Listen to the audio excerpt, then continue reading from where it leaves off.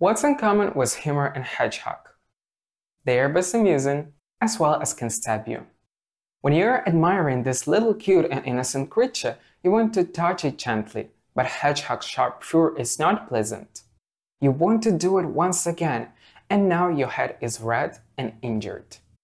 And the same can happen getting close to joking. Let me ask you, what do you associate humor with? Maybe some positive vibes. But have you ever encountered offensive jokes? Now humor seems to be a bit ambiguous. But is it that problem because it just jokes? Well, the same question I had once my two classmates made fun of me. At the beginning of 8th form, I was simply an ordinary boy who did his best academically.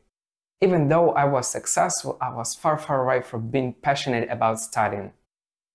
I didn't pay much attention to my appearance. There were no doubts that I am absolutely average. Once, my two classmates were aiming to have fun or to mock me so that they looked better. They joked about my appearance, temper, or anything else. I don't remember exactly, however, I was not excited. It didn't matter at that moment, therefore I continued to live peacefully. And so did my two classmates. Day by day, I heard hostile jokes about myself, and I had no idea why. Maybe there was something wrong with me? While I was trying to figure out the reason, my confidence disappeared. I suppressed my distinction. Nobody knew about things I was going through because how jokes can be a problem. I got convinced that I am weak and awkward. I found everyone being contemptuous of me. Therefore, I remained alone with my damaged mental health. The promotion of my fragility was permanently stabbing me with its venomous and fake narratives. Something similar happened to my society. Thus, this problem relates not only to individuals. When I found out about Soviet propaganda towards Ukrainians, I noticed that the government and related to it people promoted fake and contemptuous things about us. And here is an anecdote. Once there were the Ukrainian and the Russian on the train. The first had a lot of delicious food. The Russian asked for something to taste. However, Ukrainian gave him a bottle of water and told to drink it. As soon as Russian did so, his stomach was full of water and his hunger disappeared. So what's wrong with it? It seems that Ukrainians are stingy, cunning, and unfriendly. This joke forms a wrong vision of our ethnicity and leads to contempt. This is only one joke and set of narratives Russians and Soviets repeated. In order to assimilate Ukrainians with dominating Russians, the Soviet government used jokes as a great tool to deride Ukrainian culture and to depict Ukrainians as ridiculous and mindless. They made films where our people only cared about horilka, salo, and merriment, like in Evenings on the Farm near Dikanka and in the Steppes of Ukraine. Characters in those films usually spoke bad Russian or hilarious Ukrainian language.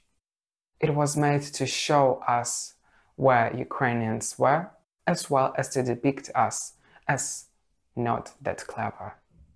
Each joke was pervaded with those narratives in a humorous manner. It had resulted in a lot of stereotypes and simplification of our legacy. It led our national costume to become totally different from the origins. Of course, it was easier to sew simple ornaments than to delve into traditions and meanings. Our independent country had been suffering from all of this for decades.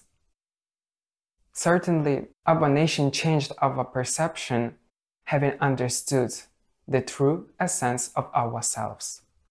But why do people use jokes aiming to harm others?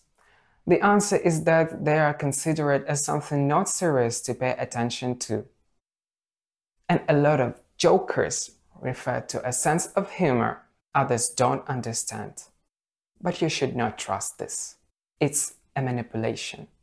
So you have to keep in mind that the joke which offends you is no longer a joke. The root of the problem stems from both tolerance and manipulations.